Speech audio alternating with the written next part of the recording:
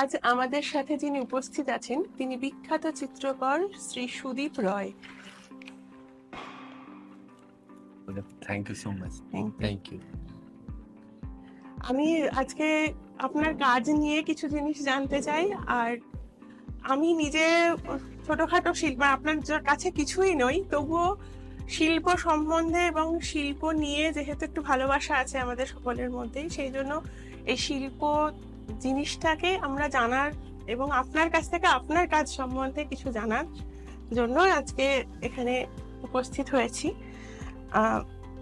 আপনার জন্ম তো মুর্শিদাবাদে, তারপরে আর্ট কলেজ, তারপরে দেশ বিদেশ ঘুরে আবার এখানে এসে একটা চিত্র প্রদর্শনী এবং যথেষ্ট সফল চিত্র প্রদর্শনী। কেমন লাগছে? আমি এই যে যতগুলো বললেন দেশ বিদেশ ঘুরে আবার নিজের দেশে, আমার মানে খুব এখানে খুব আপত্তি। আমি আমার দেশ বিদেশ ঘুরে আমি বারবার, কেন আমি প্রায়শই আপনারা দেখেন বোধহয় যে আমি 1 মাস 2 মাস কখনো মানে প্রায় যাতায়াত করি বহরমপুরের সাথে। আমার একটা, আমি দেশ বিদেশে যেখানেই যাই আমি চেষ্টা করি তার মাঝ ফাঁকে এমনও হয় একদিনের জন্য হলেও আমি বহরমপুর আসি, কারণ বহরমপুর না এলে আমার সবকিছু ইনকমপ্লিট লাগে। আর স্বাভাবিক, এখানে আমার পরিবারের সকলেই থাকেন, আমার মা ছিলেন, গত বছর আমার মাকে আমরা হারিয়েছি আমি। তা সেই জন্য মা চলে যাওয়ার পর আরো বেশি করে বহরমপুর আসতে ইচ্ছে, কেন মার সাথে আমি ভিডিও কলে কথা বলতাম। যেহেতু এখন মা নেই, কিন্তু ওই বাড়িতে এলে মনে মা আছেন, আর মা নেই শব্দটা আমার কোনো মতেই মেনে নিতে পারি না, আর ভাবিও না মা নেই। মারা সবসময় থাকেন, মায়েরা সবসময় থাকেন। আচ্ছা, আপনি যে এখান থেকে যাওয়ার পর মানে দিল্লিতে যাওয়ার পর প্রচুর এক্সিবিশন, আমরা যেটা দিল্লির এক্সিবিশন সম্বন্ধে যা পড়েছি বা জেনেছি সেই সম্পর্কে, তো সেখানে কাজের যে অ্যাটমসফিয়ার যেটা আর কি, সেটা কি এখানে থেকে কিছু আলাদা? আমি যেটা বলবো আলাদা তো বটে, এক একটা স্টেটের এক রকম কালচার, একরকম চিন্তাধারা, কিন্তু ভালো ছবি দেখার চাহিদা দিল্লিতে যেমন আছে, কলকাতা যেমন আছে, সব জায়গায় রয়েছে। এই ভালো ছবি দেখার যে একটা খিদে থাকে, খিদে, মানে ভালো ছবি দেখার মতো দৃষ্টিভঙ্গির লোক প্রচুর আছে আমাদের। খুব, আমি যখন দিল্লি যাওয়ার আগে ভাবতাম যে আমাদের কলকাতা যতটা আর্ট নিয়ে আমরা এই করি, দিল্লিতে অত নয় ভাবতাম, কিন্তু আমার ধারণাটা কিছুটা হলো ভুল মনে হয়েছে। আমারও ঠিক একই ধারণা ছিল। দিল্লিতে আমরা যেটা, এখানের কালচারটা একটু অন্যরকম, এখানে আমরা আড্ডার মতো ব্যাপার করে দিই এক্সিবিশনটাকে, সেটা একটা আলাদা মজার লাগে, আনন্দ লাগে। ওখানে ওই ব্যাপারটা নেই, বাট আর্ট লাভাররা খুব খুব অনেকে আসেন এবং এসে তারা ছবির ব্যাপারে উৎসাহ দেখান, ছবি নিয়ে আলোচনা করেন, ছবির ব্যাপারে নানা রকম টেকনিক্যাল প্রশ্ন করেন। তো আমার মনে হয় এখন না আর্টের ব্যাপারে, হ্যাঁ আমি আবার বলবো ওয়েস্ট বেঙ্গলে যদি পার্টিকুলার বহরমপুরের কথা বলেন বা মুর্শিদাবাদের কথা বলেন, কেন বহরমপুর বলে জায়গা, কেন আমার লালগোলা ছোটবেলাটা কেটেছে লালগোলার কাছে একটা গ্রামে, আর বহরমপুর আমার, তো সেই জন্য আমি মুর্শিদাবাদের ছেলে মনে করি। কিন্তু মুর্শিদাবাদে যে পরিমাণ ছেলে মেয়েদের মধ্যে গান, ছবি আঁকা এবং সংস্কৃতি, আজকাল আমি দেখি ক্যারাতে, যোগা, তাদের একটা অদ্ভুত আমার কাছে পরিবর্তন দেখি বহরমপুরে। শুধু আর্ট নিয়ে আমি ভাবতাম, কিন্তু এখন দেখি নানান ব্যাপারে বহরমপুর অনেক আগ্রহ দেখায়। তো সেই ফলে আমি আমার এক্সিবিশনে আরো সেটা মানে চাক্ষুষ দেখা বলে না, ওটা দেখলাম। সংস্কৃতি চর্চাটা অন্য শহরতলির থেকে আমাদেরও মনে হয় বহরমপুরে বোধহয় অনেকটা এগিয়ে, বা মুর্শিদাবাদই অনেকটা এগিয়ে। মানে এখানে বহু শিল্পী জন্ম, এখানে কর্ম, এখানে এটা কিন্তু ঘটনা, এটা ঘটনা। আর আমার যেটা খুব দুঃখ হয়, আমি দীর্ঘদিন ধরে আমি অ্যাকচুয়ালি যখন আমি স্টুডেন্ট ছিলাম 4th ইয়ার বা তখন থেকে আমি একটা বহরমপুরের প্রতি আমার ভীষণ দুর্বলতা কি ছিল, যে এখানকার ছেলে মেয়েদের এক্সিবিশন করার মতন জায়গা নেই। তো আমি কাশেশ্বরী স্কুলে ওখানে আমি এক্সিবিশন করতাম, তখন ছবি নিয়ে এত আগ্রহ ছিল না, কারণ যখন আমি এক্সিবিশন করতাম প্রত্যেকের ছবি আমি চেয়ে নিয়ে আসতাম, করে ওখানে ডিসপ্লে করতাম, আবার ফেরত দেওয়া, দিয়ে যা হয় কয়েক বছর পর নিজেই একটু আহ, মনে হলো যে আমি আর আহ, অন্য লোককে উৎসাহ দিতে পারছি না। তো কিন্তু এখন বহরমপুরে সেই জায়গাটা অনেক সে পরিবর্তন হয়েছে। দৃষ্টিভঙ্গিটা অনেক পরিবর্তন পরিবর্তন হয়েছে অনেকে। সেটা তো ঠিকই কথা। আপনার শিল্প যে শুরুর দিকে যেটা ছিল সেটা মেনলি ওয়াটার কালার বা এই চারকোল এই বেস ছিল। পরবর্তীকালে এটা অনেক এখন স্টিল বা অন্য ফর্মেও আপনার কিছু ছবি আছে আমার পিছনে একটা মধ্যে, এটা অ্যালুমিনিয়াম অ্যালুমিনিয়াম। এটা আছে তো।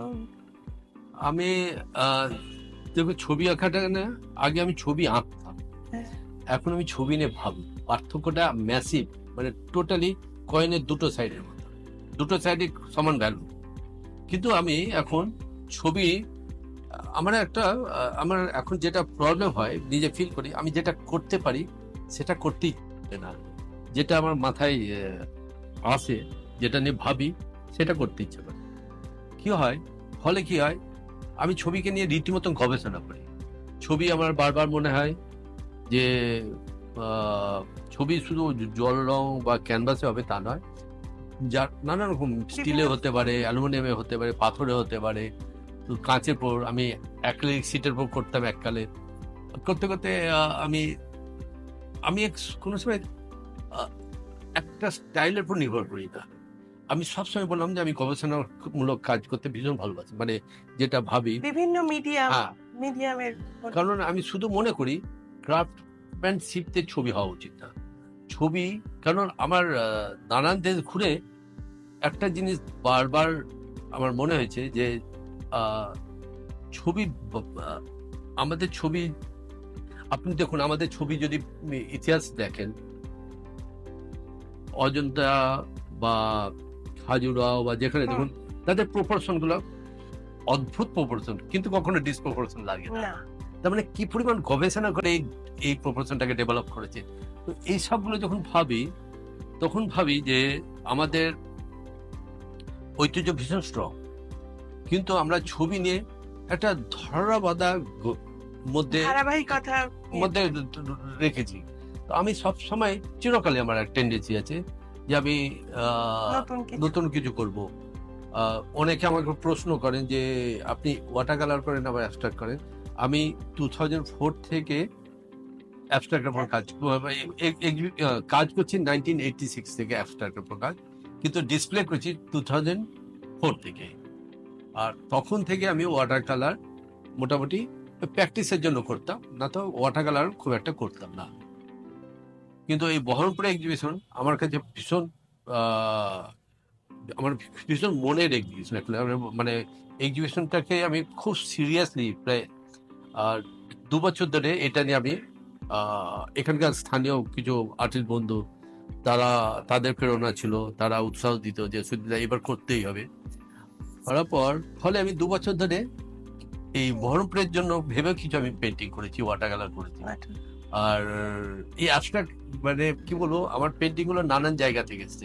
তো ভুল করে এই অ্যাবস্ট্রাক্টটা চলে এসছে, তাই ডিসপ্লে হচ্ছে। তা আমি পড়ছিলাম না, তো এখানকার লোকাল একজন আর্টিস্ট বলে সুদীপদা আপনি ডিসপ্লে করুন। তো এইভাবে আমি মানে সবসময় চেষ্টা করেছি নতুন স্টাইল বা কখনো যেটা খুব আর্টে চলে, এটা দেখে বোঝা যায় সিগনেচার পেন্টিং, দেখে বোঝা যায় সুদীপদা পেন্টিং। এটা আমার খুব একটা পছন্দ, সই ওয়ার্ড লাগে না। নতুন কিছু করার, নতুন কিছুকে ইন্ট্রোডিউস করা। এটা যে আমার ছবি এই এসে বলে এটা সুদীপদার ছবি, আমি ভাবতেই পারছি না, এটা বলে আমি বেশি উৎসাহ হয়। এটা দেখলে সুদীপদার ছবি মনে হচ্ছে, তাহলে আমি খুব একটা উৎসাহিত বোধ করি। অবাক হয়ে যাওয়া যে দর্শকের সেই জিনিসটা আকর্ষণ করে, সারপ্রাইজ হওয়াটা। অ্যাবস্ট্রাক্ট হচ্ছে পুরো অনুভূতির ছবি। আমি কারণ আমি যখন ছবি এখন মানে দীর্ঘদিন ধরে, যখন আমি অ্যাবস্ট্রাক্টে আসার আগে আমি সেমি অ্যাবস্ট্রাক্ট করতাম। তারপর করতে করতে আমার তা তো মনে হলো যে না, সেমি ওয়ার্ডটার প্রতি আমার একটা ছিল না। অ্যাবস্ট্রাক্ট হবে, সেমি কেন হবে? পুরোপুরি অ্যাবস্ট্রাক্ট হওয়া উচিত, পুরোপুরি ওয়াটার কালার হওয়া উচিত, পুরোপুরি অয়েল হওয়া উচিত। তো আমার তখন মনে হলো যে, তারপর আমি ধীরে ধীরে অ্যাবস্ট্রাক্ট শুরু করলাম। আর অ্যাবস্ট্রাক্ট করার সময় আমার যেটা হলো, আমি যেহেতু ক্লাসিক্যাল মিউজিক ভীষণ ভালোবাসি, সেখান থেকে আমি এই অ্যাবস্ট্রাক্টে আমার প্রবেশ, বলতে মানে এই রাস্তাটাকে গ্রহণ করেছিলাম। যেহেতু আমি মিউজিক অ্যাবস্ট্রাক্ট আর্ট, মানে মিউজিকের প্রতি ভীষণ আমার ভালো লাগার একটা জায়গা। সেই কথা ভেবেই আমি অ্যাবস্ট্রাক্ট আর্ট, কিন্তু অ্যাবস্ট্রাক্ট আসার পর আমার যেটা বললাম, আগের ছবিগুলো আমি যখন লোকে জিজ্ঞেস করে বা শিল্পী রসিকরা যখন জিজ্ঞেস করে আপনি কি এঁকেছেন, তখন আমার বলতে কোনো কালে ইচ্ছা হয় না। কারণ আমি ভাবতাম ছবি বলতে গেলে তো আমি ছবিটাকে ইলাস্ট্রেশন করছি, আমার নিজের ছবিকে ইলাস্ট্রেশনের রূপ দিচ্ছি।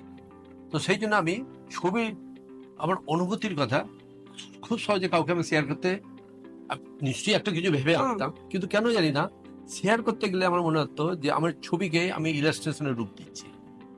কারণ কি, আমার যেটা মনে হয় পেইন্টিং অনুভূতির জায়গা। সেই অনুভূতি আমার যে অ্যাবস্ট্রাক্ট গুলো যখন আমাকে কেউ বলে এটাতে কি আছে, তখন আমি তাদের একটাই বলি যে এখন আমার ছবি ও নিজে ওর ল্যাঙ্গুয়েজটা ক্যারি করে। ওই ছবিটা নিজের হ্যাঁ, গল্প নিজে বলে। নিজের গল্প নিজে বলে। আপনি তার কারণ আমি যখন সৃষ্টি করছি বা তৈরি করছি, তখন আমি আমার ভাবনা চিন্তাদের করছি। যখন আপনি দাঁড়াচ্ছেন তখন ও ওর গল্প বলছে, তখন ও আমার গল্প বলছে। দর্শক নিজের অনুভূতি দিয়ে সেটা না, দেখবে। সে নিজের অনুভূতি দিয়ে দেখছে, কিন্তু সেই অনুভূতিটা কোথা থেকে ডেভেলপ হচ্ছে? ওই অ্যাবস্ট্রাক্ট পেইন্টিংটা থেকে। একদম, তার মানে কি, একদম। ওই পেইন্টিংটা ওর নিজের গল্প নিজের বলছে গল্প বলছে। সে দর্শককে, ফলে সেখান থেকে একটা নতুন গল্পের সৃষ্টি গল্প হয়। তৈরি। এটা তো শিল্পী স্যাটিসফ্যাকশন এই তো জায়গা। এগুলো বলি, আমি সেই জন্য বলি এটা পুরো অনুভূতির জায়গা।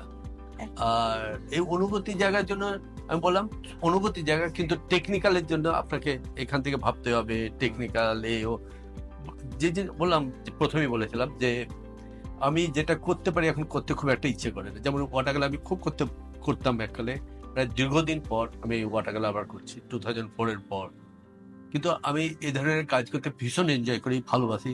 ফিজিক্যালি এতে অনেক মানে দিতে হয়, মানে হার্ড ওয়ার্ক এগুলো।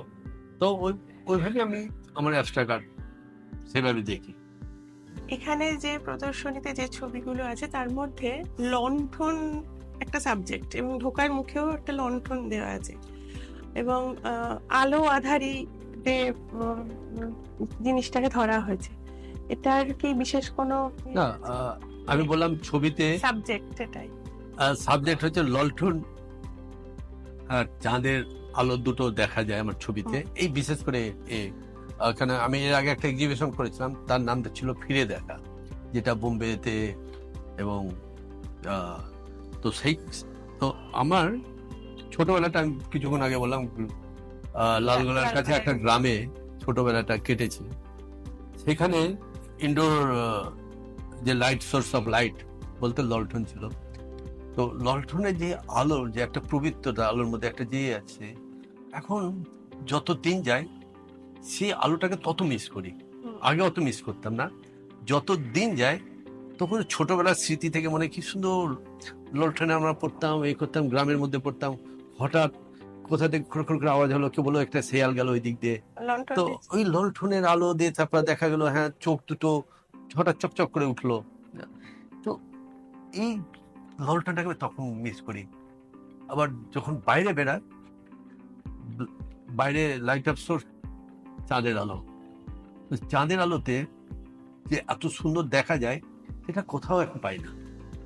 কিছুদিনের জন্য আমি পেয়েছিলাম, আমার একটা বড়দাতে স্টুডিও আছে, তো লকডাউনের সময় গাড়ি ঘোড়া সব বন্ধ ছিল, তখন ছাদে যেতাম, সেই চাঁদের আলোটা কিছুটা আমি অনুভব করেছিলাম। সেই জন্য ছবিতে আমার চাঁদের এবং লণ্ঠনের প্রভাব আছে। আর আলো আধারটা আমার একটা একটু ছবিতে এই প্রভাব ছিল যে আমার মনে হয় এটা আমি বললাম না গল্প বলতে খুব একটা ভালোবাসি না, কিন্তু সবসময় আমার মনে হয় মানুষের জীবনটা কিছুটা আলো কিছুটা আলো আলো অন্ধকার, সেই জন্য আমি ঠিক ওইভাবে করি। আর আমার যদি ছবি দেখেন আলোর সোর্স বা অন্ধকারের শ্যাডো হেন তেন, আমার টোটালটাই কাল্পনিক। কেন আমি কখনো ওই এইদিকে পড়লে শ্যাডোটা এদিকে পড়বে তা নয়, লাইটের এগেনস্টে যে আমার শ্যাডোটা পড়বে তা নয়। আমার বারবার আমার শ্যাডো প্রয়োজন, আমি নিজের মতন করে শ্যাডো করি। তো সুতরাং আমার পুরো ছবিটা রিয়েলিস্টিক হলেও অনেকটা কাল্পনিক ছবি আছে। আপনি যদি পার্টিকুলার স্পট দেখেন, সাবজেক্টটা মনে হয় যে হাওড়া ব্রিজ, কিন্তু বাকিগুলো কাল্পনিক। কেন বাকি ঘর এও আমার নিজের মতন করে তৈরি করি। আর আমার একটা প্রবণতা আছে চিরকালই, যে যে সাবজেক্ট চুজ করার ব্যাপারে আমরা কি হারিয়েছি আর কি হারাতে চলেছি, এই দুটো সাবজেক্টের উপর কাজ করতে আমার ভীষণ ভালো লাগে। আচ্ছা, শিল্পীর শিল্প সত্তাটা থাকে সেখানে, পেন আর ইমোশন এটা কি তাকে আরো ইনফ্লুয়েন্স করে? এই যে কথাটা, এটা কি সর্বৈব সত্য, মানে সর্বক্ষেত্রেই সত্য?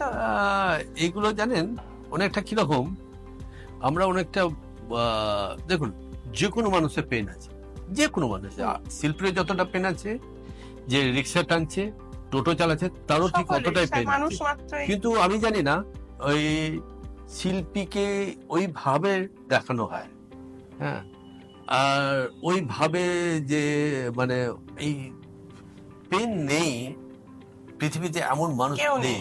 শুধু সুতরাং শিল্পীর পেন হয় আর সেটাই আমার তো প্রশ্ন, আমার এটা আমার সবসময় যেটা কেন মনে হয় না, বলা হয়? ওগুলোতে আমি করি না। আমি অত মানে ইমোশনাল, প্রত্যেকটা ইমোশনাল মানুষই, তো বটেই, আমরা ভীষণ ইমোশনাল। মানুষ আমরা, মাত্রই ইমোশনাল। হ্যাঁ, আমরা ভীষণ ইমোশনাল। কেন কেউ সাধারণ মানুষকে বাজেভাবে কথা বলে তার গায়ে লাগে না, কিন্তু আমাদেরকে ছোটখাটো কথা কেউ বাজেভাবে বললে ভীষণ গায়ে লাগে। তো কারণ কি, তা আমরা ভীষণ ইমোশনাল। এই ব্যাপারে আমি অন্য থেকে আলাদা। হ্যাঁ, সাধারণ মানুষই ইমোশনাল না, এই নয় যে আমরা সবাই হয়, কিন্তু সবাই হয়। শিল্পী আর্টিস্ট, মন একটু মানে কোনো কোনো আর্টিস্ট আমাদের মতো শিল্পী রসিক আছে, তারাও দেখেছি ভীষণ ইমোশনাল। এখানে একজন ডক্টর, তার বোন এসেছিল, সে হঠাৎ দেখি কাঁদছে।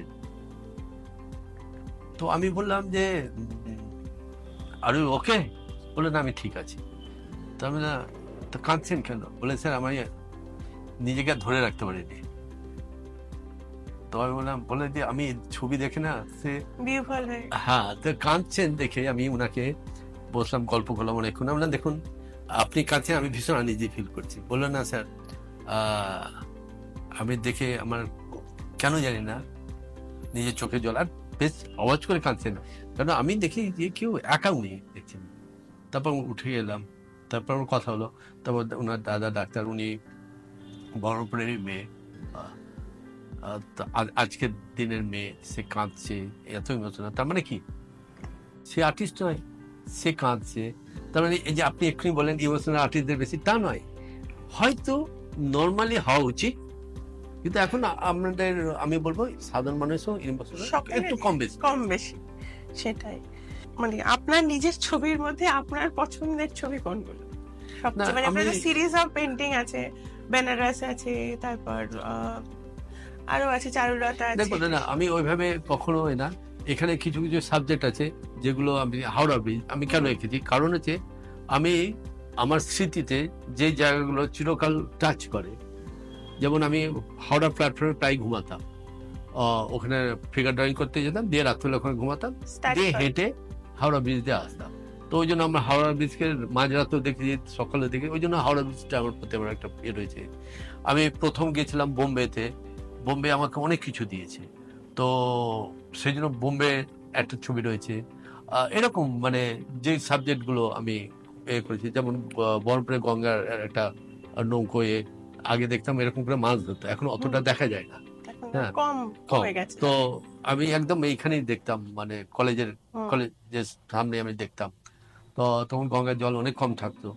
তো এই যে জিনিসগুলো আমার ভীষণ টাচ করেছে, সেই জিনিসগুলো কিছু আমি এখানে রেখেছি। আর একটা, আমি যেহেতু এই প্রজন্ম এবং আমারও পরের প্রজন্ম যারা ছবি আঁকা এবং শিল্পের সাথে যুক্ত, তাদের মানে তাদের এই শিল্পকে এগিয়ে নিয়ে যাওয়ার জন্য আপনার সাজেশনটা কি হবে তাদের প্রতি? দেখুন, আমার তো কোনো সাজেশন নেই, কারণ আজকালকার ছেলেমেয়েরা আমাদের থেকে অনেক অ্যাডভান্স, অনেক বোঝে। পৃথিবীটা বলে না ছোট হয়ে গেছে, না বলে পৃথিবীটা পকেটে থাকে, মোবাইলে থাকে।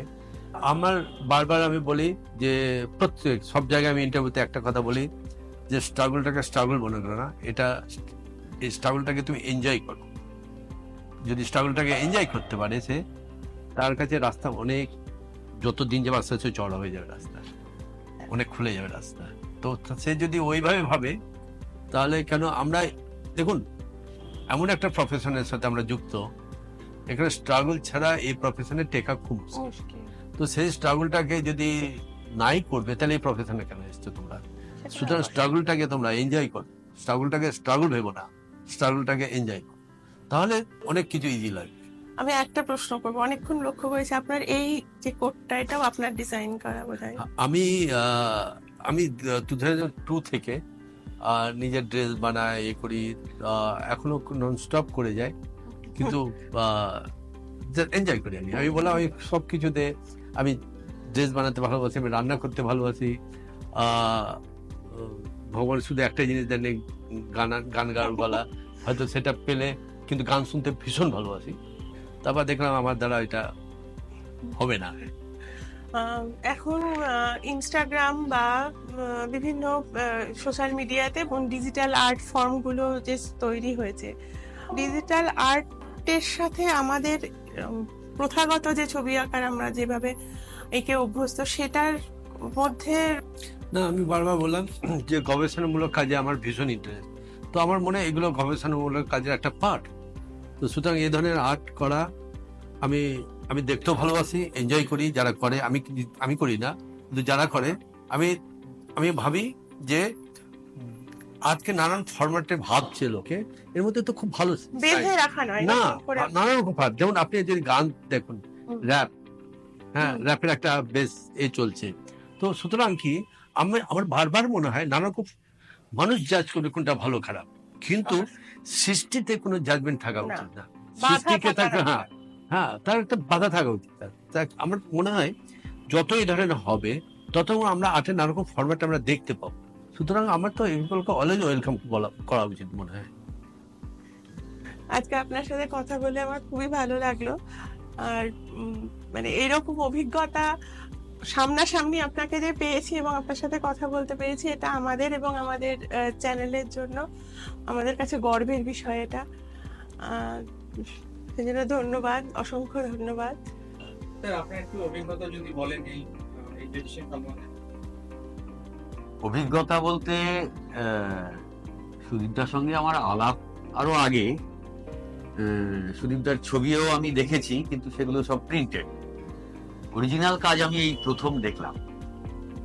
এবং সুদীপদার কাজে যে উপাদানগুলো ব্যবহৃত হয়, সেই উপাদানগুলো বহু প্রাচীন কালে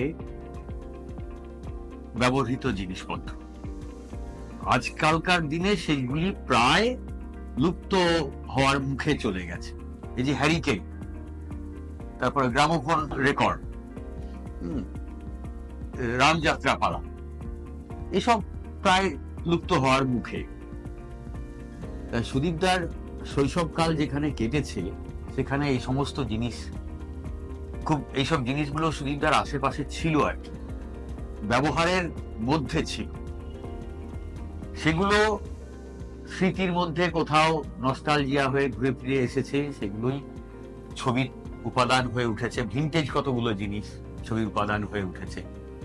আর সুদীপদার ছবি মজা হচ্ছে যে বিশাল বিশাল ক্যানভাসে জল রংকে ব্রাশিং এর মধ্যে নিয়ন্ত্রণ করা খুব সহজ কথা নয়। সে যথেষ্ট স্পর্ধার ব্যাপার।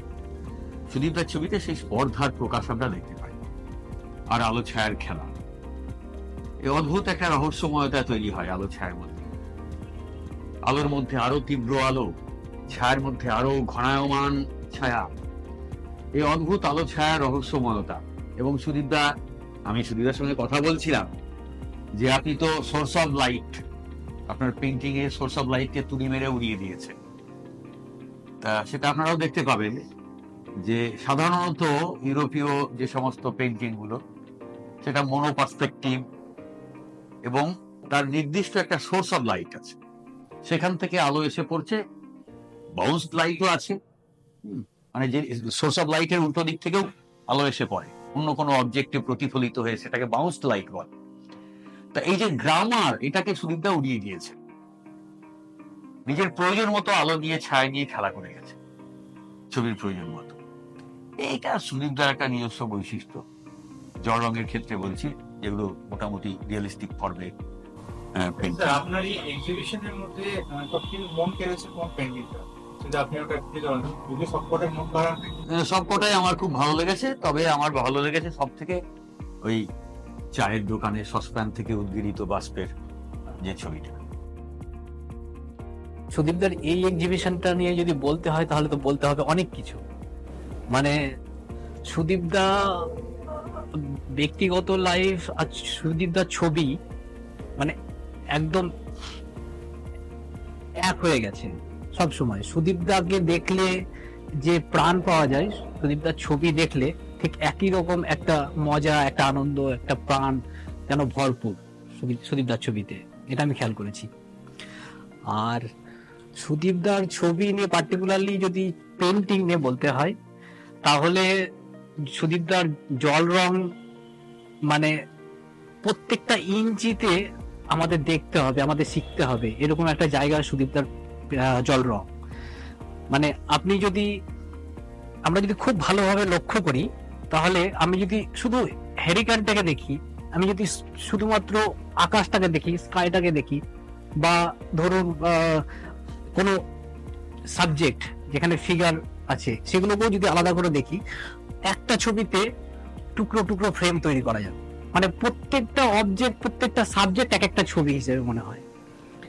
আর এই প্রত্যেকটা সাবজেক্ট ফ্রেম গুলোকে সুদীপদা এক জায়গায় করে নিয়ে এসেছে, এটা সুদীপদার মানে নিজস্বতা। সুদীপদার ছবি নিয়ে এর থেকে বেশি কিছু বলার নেই। আর সুদীপদার যে হিউজ পরিমাণে ছবি এঁকেছে, এটা বোঝা যায় যে সুদীপদা কতটা ছবির সঙ্গে মানে একাত্ম হয়ে গেছে।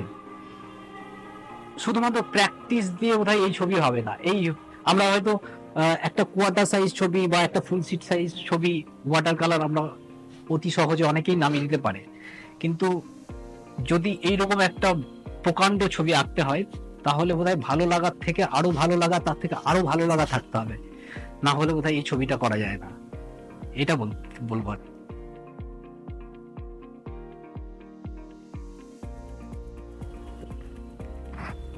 স্যার, আপনি আপনার বিভিন্ন আর্ট ফর্ম নিয়ে তো কথা বললেন, খুলে কথা বললেন। আপনার এই স্কাল্পচার নিয়ে যদি কথা বলেন, আমি যতদূর দেখতে পাচ্ছি না 2024-এ করা এটা। হ্যাঁ, ডেট আপনার ইংলিশের সময় ডেট আছে। এই পার্টিকুলার স্কাল্পচার নিয়ে যদি কিছু একটু বলতে পারেন। সব থেকে ইন্টারেস্টিং যেটা, পেন্টিং গুলো কিন্তু এখানকার স্কাল্পচার গুলো সব এখানে করা, বহরমপুরে করা। এবং এই স্কাল্পচার করার পেছনে যে একটা সিরিজ আমি করছি, স্কাল্পচার করছি, যেটার নাম হচ্ছে জুঞ্জালি, একটি মেয়ের নাম। যে যখন আমরা ছোটবেলায় লালগোলার গ্রামে যে থাকতাম, তো ও আমাদের তখন আমার 4 বছর 5 বছর মধ্যে বয়স হবে, ও স্নান করানো, খাওয়ানো ও করতো। আর নানান সময় ও আমাদেরকে মনোরঞ্জনের জন্য পাখির বাচ্চা, কাঠবিড়ালির বাচ্চা ওসব নিয়ে আসতো, এবং কখনো ঘাড়ে, কখনো নিয়ে ঘুমোতো। তো ওই ব্যাপারটা আমার বারবার, ওর চেহারা আর ওই পাখির বাচ্চা, কাঠবিড়ালির বাচ্চা, নানারকম জীবজন্তুর বাচ্চা নিয়ে, কুকুরের বাচ্চা, তো ও সব নিয়ে ওর প্রতি আমার একটা ওই স্মৃতিগুলো আমার বারবার ভেসে আসে। তো ওকে রেখে আমি সিরিজটার নাম দিয়েছি জুঞ্জালি, এবং তারপর কাজ করছি এবং আরো করব অনেক কাজ। এখানে মুকুটের মতো যেগুলো দেখা যাচ্ছে ওগুলো পাখি। এগুলো পাখিকে আমরা এইভাবে সাজিয়েছি। তো পাখিটা মানে যখন কম্পোজিশন করি আমরা, তখন এর একটা নতুন ফরম্যাট ভাবে, নতুন ভাবে কম্পোজ করার চেষ্টা করি। ওইভাবে করেছি, এটা ক্রাউনের মতন একটা শেপ আছে, তো ওইভাবে আমি স্কাল্পচারটাকে কম্পোজ করেছি। এটা মিডিয়াম। এরকম স্কাল্পচার করতে আপনার কিরকম সময় লেগে যায়? অবশ্যই চিন্তা। দেখুন, এই প্রশ্নটা যখন শুনি আমার এর জবাব দিতেও আপত্তি করে আমার মন থেকে, আর শুনতেও আপত্তি হয়। কারণ কি, স্কাল্পচার পেন্টিং কখনো খুব তাড়াতাড়ি হয়ে যায়, আর কখনো অনেক সময় লাগে। সেই জন্য কোনো টাইমের পর এরপর আমি কেন কি আমি কত দিনে তা নিজেরও মনে নেই। কারণ আমরা সময় মতন করি, আবার ঢেকের আগে অন্য কাজ করি। এই নয় যে এটা কন্টিনিউ করলে তার একটা কতদিন লেগেছে বলা যায়। সুতরাং ওইভাবে বলা, মানে একটা পুরো বিষয়টা কমপ্লিট হতে অনেক হ্যাঁ, দিন লেগে যায়, কারণ একটা কিন্তু হ্যাঁ, আমি খুব কুইক কাজ করতে পছন্দ করি। কারণ কি, তার পেছনে দুটো কারণ কাজ করে আমার। একটা হচ্ছে আমি যেটা ভাবছি তৎক্ষণাৎ ওটা মানে আমার চিন্তাধারার মধ্যে আমি প্রকাশ করতে পারি। আর সেকেন্ড হচ্ছে কাজের মধ্যে না একটা প্রাণ আছে, যত তাড়াতাড়ি কাজ করা যায়। তো সেই জন্য আমার কাজের মধ্যে দেখবে একটু বোল্ড আছে, কোথায় রিয়েলিস্টিক অ্যাপ্রোচ আছে, যেটা সৌগতবাবু বললেন। আমি ইচ্ছা করে খুব খুব ফর্মটাকে নিয়ে খেলা করি, রিয়েলিস্টিক রেখে তারপর মাঝে মাঝে ও নানান ফর্মটাকে খুব ক্যাজুয়ালি করি। অথবা একটা জাস্ট বলবো কি, যেমন শ্যাডো দেখে বলা যায় একটা মানুষের শ্যাডো, একটা জন্তুর শ্যাডো দেখলে বলা যায় এরকম, ঠিক ওরকম একটা অ্যাপ্রোচ রাখার চেষ্টা করি কাজের মধ্যেও, যে আশপাশের ড্রয়িংগুলো এটা বোঝা যাবে কিন্তু মানে ড্রয়িংটা নিজের আলাদা ফর্মে ড্রয়িং করি। যেমন কি আমরা এটা দেখে বুঝতে পারছি যে একটা লজিস্টিক রিজনের জন্যই আপনি আপনার সমস্ত কাজ তো কোনো আর্টিস্ট নিয়ে আসতে পারে না। আপনার ক্ষেত্রে হয়তো স্কাল্পচার বা অ্যাবস্ট্রাক্টের কাজ কিছুটা কম দেখা গেছে, তার তুলনায় আমরা ওয়াটার কালারটা এই পার্টিকুলার এক্সিবিশনে বেশি দেখতে পেয়েছি। না না, এটা এখানে আমি কথা এখানে আটকাচ্ছি আপনাকে এই কারণে, কারণ হচ্ছে আমার প্রথমে প্ল্যানই ছিল ওয়াটার কালার এক্সিবিশন করবো। আচ্ছা, কেন ওয়াটার কালার করবো, কিছু কাজ অ্যাবস্ট্রাক্ট ভুলবশত চলে এসেছিল, বললাম না নানান গ্যালারি থেকে কাজ এসছে, তো ভুলবশত চলে এসছে। তো মনোজ আমাকে বললো যে সুধীরা যখন এসছে কটা ডিসপ্লে করে দিন, তাই করা। হ্যাঁ, আমি যদি জানতাম গ্যালারিটা এরকম ক্যারেক্টারের গ্যালারি, তাহলে আমি আরো কিছুটা অ্যাবস্ট্রাক্ট এখানে ডিসপ্লে প্ল্যান করতাম। তাহলে কি আমরা এটা মেনে নিতে পারি যে আপনি পরবর্তীকালে পার্টিকুলার স্কাল্পচার বা অ্যাবস্ট্রাক্ট নিয়ে আর একটা প্রদর্শনী বহরমপুর শহর দেখতে চলেছি পরবর্তীকালে? শুনুন, আমি একদম খুব বোল্ডলি বলছি, আমার মানে যদি বহরমপুরে সুন্দর গ্যালারি হয় তবেই বহরমপুরে আবার নেক্সট শো করবো, আচ্ছা, তা নয়তো আমি নেক্সট শো করবো না। কেন আমার এটা মানে আমি দীর্ঘদিন ধরে এই গ্যালারির জন্য একা একা বলতে পারেন, বা নানান জায়গায় নানান ভাবে আমি চেষ্টা করেছি। যেদিন গ্যালারি হবে সেদিন আমি নিশ্চয়ই অ্যাবস্ট্রাক্ট শো করবো। কেন আমি চাই আমার জন্য না, এখানকার ছেলেদের জন্য গ্যালারি চাই। যত শীঘ্র গ্যালারি হবে এখানকার ছেলে মেয়েদের জন্য একটা আর্টের এনভায়রনমেন্ট ক্রিয়েট করতে হবে। ওই জন্য আমি রিকোয়েস্ট করবো সকলকে যে একটা সুন্দর গ্যালারি হোক, যাতে শুধু আমি শো করব চলে যাব এত। আর আমার খুব খারাপ লাগছে সত্যি কথা বলতে কি, যে আমি এই বড় জায়গাটা এক্সিবিশন যখন করি না, আমি এর মধ্যে কোনো বানানো গল্প করি না, শুধু বারবার ভাবি এখানকার আর্টিস্ট বন্ধুরা আছে, তারা এই সুযোগটা পায় না এরকম জায়গায় পেশ করে। আমি এই সুযোগটা পেয়েছি, আমার ভীষণ আনইজি লাগে একটা জায়গায়, যেটা আমি সততার সাথে বলছি, কোনো আমি এর মধ্যে কোনো দেখাবি নাই, যে আমার এত সুন্দর জায়গায় শো হচ্ছে, আর আমার পাশ যারা আমার খুব বন্ধু যারা আর্টিস্ট, সৌগত বাবু আছে, মনোজ আছে, আরো অনেকে যারা আছে এখানে, তাদেরকে আমি যখন দেখি তারা কাজ করেন, এরকম সুন্দর জায়গা পান না। সেই জন্য বলছি আমি নেক্সট শো যদি আমি করবো তখনই করব যখন এখানে এ হবে, কারণ আমি নিজে এবার ভীষণ আনইজি ফিল করেছি এক্সিবিশন করতে গিয়ে। তাহলে আশা করছি যদি এই ভিডিওটি প্রশাসনের কাছে পৌঁছয় তাহলে ওনাদের সহযোগিতায় তো একটা বড় জায়গা পেয়েই করা সম্ভব। আশা করছি খুব তাড়াতাড়ি আমরা একটা ভালো আমি দৃঢ় বিশ্বাস খুব শীঘ্রই এরকম সুখবর আসা উচিত। দেখা যদি আসে তাহলে আমরা সবাই সেলিব্রেট করব প্রত্যেকে, আপনারা, আমরা, আমার বন্ধুরা এবং সাধারণ মানুষ। আমি বারবার বলি যে শুধু শিল্প রসিকদের জন্য নয়, সাধারণ মানুষের জন্য। সেটাকে আমাদের আর্টিস্ট বন্ধুদেরকেও ভাবতে হবে, সাধারণ মানুষের মধ্যে কিভাবে যাওয়া যায় সেটা কিন্তু আমাদেরকে ভাবতে হবে। আমি কেন কি জানেন, মনোজ ভালো মতো জানে, আমি এখন সাধারণ চাওয়ালা যে চা বিক্রি করে তাকে ডেকে এনে দেখায়, টোটো যে চালায় তাকে এনে দেখায়, কারণ আমার খুব ইচ্ছে করে যে ওদেরকেও আমাদের সাথে কিভাবে জোড়া যায়, ওদের ভালো লাগা জায়গাটা আমরা ওদেরকে শেয়ার করি, ওদের ভালো লাগা জায়গাটা। আপনার আমি রিসেন্টলি যত সম্ভব কালকেই সকালে একটা পোস্ট দেখেছিলাম, আপনি এখানে ফেসবুকে লিখেও ছিলেন, ইনস্টাগ্রামে লিখেছিলেন যে একটা আর্ট এক্সিবিশন তখনই সফলতা পাবে যখন সাধারণ মানুষের ইনভলভমেন্টটা বাড়বে। যারা আর্ট প্রেমী, যারা পেন্টিং পছন্দ করে, স্কাল্পচার, তারা তো আসছেই, তাছাড়া যত সাধারণ মানুষ এই আর্টের মুখী হবে ততই মনে হয় এগুলো সফলতাটা পাবে। আপনার একটা পোস্টে আমি লক্ষ্য করি। এটা আমি কেন করেছি, আমি নিজে দেখলাম যে সাধারণ মানুষের মধ্যে যথেষ্ট উৎসাহ রয়েছে, কিন্তু ওরা আসতে এক্সিবিশন শুনলে আমাদের কি যাওয়া ওখানে মানে কোনো বাধা তো সৃষ্টি হবে না। আচ্ছা। এইটা আমি এই জিনিসটাকে সাধারণ মানুষকে ডেকে নিয়েছি, জোর করে আনি আমি এই ভাঙানোর জন্য। কারণ আপনি আমি একদম মুড়ি বিক্রি করে হ্যাঁ। তার কাছে আমি ইচ্ছে গিয়ে এমনি জানতে গেলাম, তখন ও বলে জানেন স্যার আমার ছেলে ছবি আঁকে। আমার ছেলেকে এক্ষুনি ডাকো। বলো আপনি ভেতর ঢোকা যাবে? আমরা দুজনেই ঢুকবে না। হ্যাঁ, তো দেখুন আমাদেরকেও একটু সচেতন হতে হবে, আর্টিস্ট বন্ধুদের যারা এখানকার রয়েছেন তাদেরকেও সচেতন হতে হবে। আর্টটা কিন্তু শুধু আর্ট কালেক্টরদের জন্য নয়, হ্যাঁ, সবারই আর্টটা জন্য, সবার- সকলের জন্য। এটা যেদিন আমরা অনুভব করব না, ছবি আঁকুন, ছবিকে কখনো কমার্শিয়ালি ভাববেন না। ছবি বিক্রি করা প্রয়োজন, আমি অস্বীকার করছি না, রং তুলি কিনতে গেলে অনেক টাকা লাগে আর্টিস্ট বন্ধুদের, কিন্তু আমি ওইখানটা যদি আমি একটা বাউন্ডারি যে আর্ট যা যে ইনি ছবি কেনেন, সুতরাং ওনার সাথে ছবি ভালো ব্যবহার করতে হবে। আমি কখনো যারা ছবি কেনেন তার সাথে যে ব্যবহার করব, সাধারণ যে আজ টোটোওয়ালা ঠিক তার সাথে ওইভাবেই ব্যবহার করবো, ওর সাথে বেশি ভালো ব্যবহার করি, কারণ ওর ওর ভয়টাকে দূর করার জন্য। আর আমি আপনার একটা পডকাস্টে শুনেছিলাম, যত সম্ভব আপনার ছেলের বন্ধুর একটা পডকাস্টে, 2 বছর পুরনো একটা পডকাস্টে শুনছিলাম, আপনার কাজ মনে হয় শুরু হয়েছিল বাড়ির মায়ের বা মায়েদের আলতা দিয়ে। আপনি আলতা দিয়ে রং আঁকা শুরু করেছিলেন, বা আঁকাটা শুরুর দিকে যখন হয়তো ওই রূপলেখা কেনার আগের ঘটনা বলছি।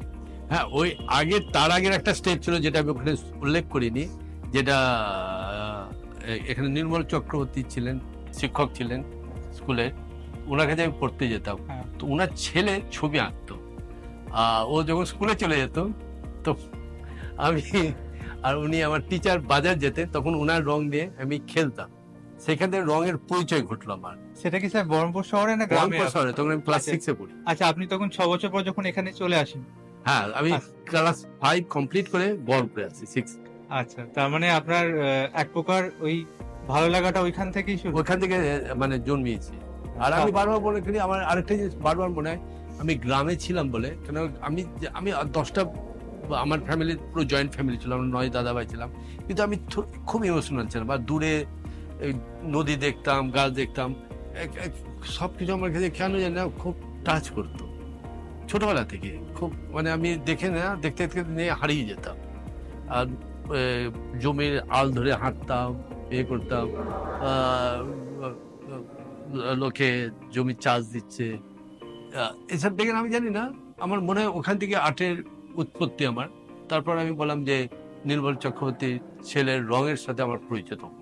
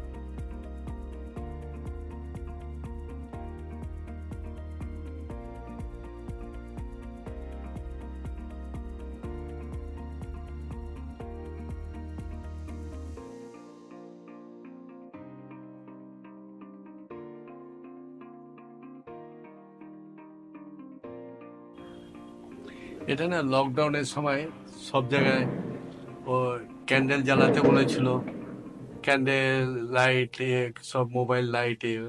তো আমি তো গুজরাটে ছিলাম, বড়োদাতে। সবাই সেই হ্যাঁ। লকডাউনের সময় ওই সবাই লাইট জ্বালাচ্ছে, মোবাইল লাইট, আচ্ছা, ক্যান্ডেল। সব ঘরবন্দি। হ্যাঁ, এই লকডাউনের সময় এই ছবিটা আমার।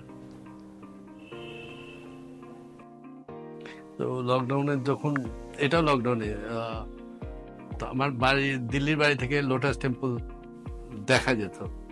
তো লকডাউনে তখন যেহেতু লাইট টাইট সব বন্ধ প্রায় থাকতো, তখন আমি ভাবতাম লোটাস টেম্পলটাকে যদি লণ্ঠনের আলোতে দেখা যায়, সে লণ্ঠনটাকে আমি বড় করেছি।